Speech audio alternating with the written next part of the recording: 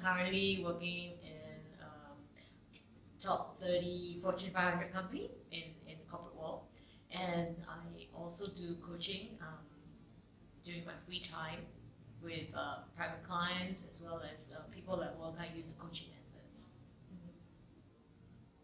And I'm Sheila, and I'm no longer working full time. So I've after a career working in international development, mostly in Indonesia, I'm now looking at the next stage, and coaching is going to be part of that.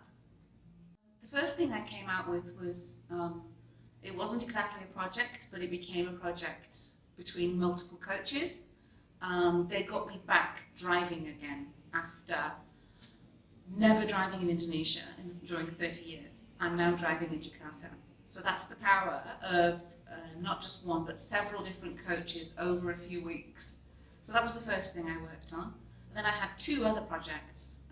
One project was relating to how I can support my mother and my daughter in different ways now that things have changed between all of us. And the second project was how I can get myself started as a coach. I've made a lot of progress on both of them, and I feel as if I've come out the other end pretty clear about what to do next. And these things are never over. A coaching project is never complete if you've still got things to work on about yourself, but I welcome that and I know it to be true. So, how about you? So my personal project for coaching was what you call Ikigai, which is really about what do I want to wake up in the morning for. So it's pretty intrinsic in the sense that I knew that I want to go out and help transform lives, but the options were so many, and I had so many combinations of what I wanted to do in my life. Everything was a possibility, and through the coaching, I came really face to face with where are my areas of strength, and really to consider all these possible combinations and what really set best with my beliefs and my value system. And I think at the end of the 6 months, I've come up with a much better knowledge about myself. I went a lot deeper into my own journey, and I've come up with a lot of clarity and certainty about where I want my life to head. And interestingly, as I had clarity in my intentions and where I wanted to be, the universe just opened up and provided even more opportunities in line with where I wanted to go. So it's just magical.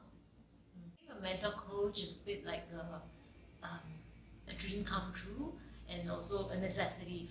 I call it dream come true because I worked with someone who actually walked through this path, and she actually just shared that she walked through this 16 years.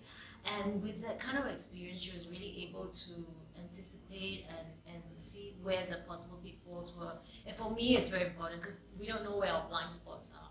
And when someone's able to reflect back to me where I want to be or where I need to be and how I can get there, it really accelerated my path. And I feel that now looking back, it's such a necessity because I would not have come through to where I am so quickly in 6 months without mentor coach. For me, I chose Phey to be my mentor coach because I had a perception, just based on the very short paragraph, that she would be someone who would be kind of opposite to me in terms of her attitudes, approach, knowledge, understanding, experience, and I really value that contrast. And so it was true. So she's been crisp, sharp, objective, and she's pushed me, and so she has done exactly what I hoped she would do. For me, it was a bit different from everybody else because I was studying remotely, and you do feel a sense of detachment.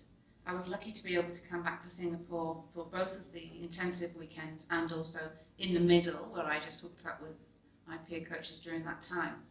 But I think if you're doing it, you can't do it any more remotely than that, really. You need to have met people to forge the connections that we've needed to make over this time. But you know, the fact that we've got the webinars, we've got the LMS, we've got these in-person meetings, and we can do drills over Skype or Zoom. We can, but it's enhanced if you've actually met the person. For me, it's really important.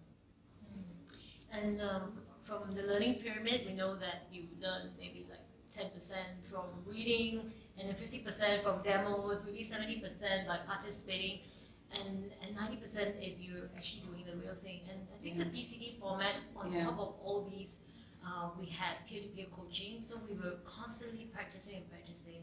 And we were also open to the C4C clients, so we had real life clients that we were able to, coach. And these were real participation, and having our own projects was living our lives as coachees and really appreciating the coaching method. So this full participation I felt was really very immersive, very intensive, but it has really created a lot of transformation in my own life, I must say.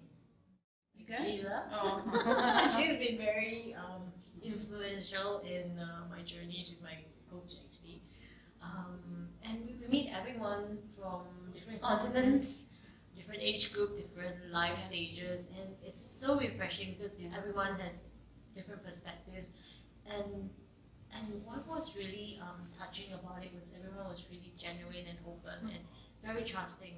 So when we were doing the peer-to-peer coaching, we were really able to open up and share with each other. And through the coaching process, we see how far each one of us have come, and really the diversity is beautiful. But with the diversity is also our ability to, in future, reach out to anybody from any walks of life, and that was such a valuable learning experience. I would say ditto, but also it's not often in life that you get to walk into a room and meet a bunch of people with whom you have a great deal in common, who can become good friends, and they are from a very different world. The last 25 years, I've met a certain group of people a lot, and it is wonderful to have met another group of people, I can tell you. I was feeling quite stagnant, and now I'm not. You've got us. Hmm? You've got us. Exactly, yeah. Priceless. For me, I was already working it out. I'd already walked away from a full-time job, and I'd already decided to embark on part-time work, a bit of consulting, and I wanted to do coaching. The last 6 months has shown me that really it is time for me to leave Jakarta and to start fresh in Bali, and also work with my husband there, and really, reboot. I don't know if it's my second career or my third career, it's not even a career, it's my life.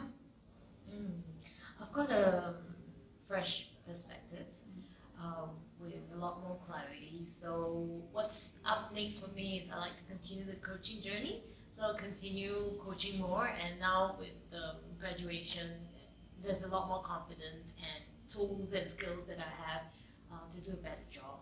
And I continue to bring that into my own corporate world, and also into the holistic consulting that I do with my private clients. So all these worlds are kind of like converging on the same common ground of coaching. Because at the end of the day, coaching is about bringing out the potential in someone. And if every second of my life, regardless of whatever job I do, I can connect with someone and bring that out of them, to me that's a very, very fulfilling thing that I can support someone with. Yeah, definitely. Timmy was my mentor coach. She's wonderful, and if you talk about paradigm shift, that's what exactly she did for me. And of course, everyone like Sheila and many of the friends in our cohorts, every one of them that I've connected with has really made a shift in my life, in helping me to see different aspects of myself, and also saw how they have transformed. It's a wonderful journey, and I'm just so full of appreciation for everyone that was part of this.